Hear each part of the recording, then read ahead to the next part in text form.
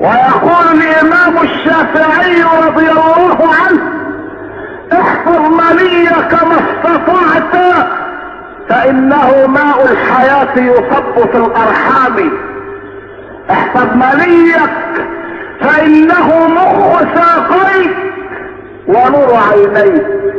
وقد ثبت بالتحليل الطبي المعملي ان المني يشتمل على عنصرين من اهم العناصر: فيتامين الف الذي يقوي العين ويقي من جفاف القرنية، الفوسفور وله دخل عظيم في تكوين العظام.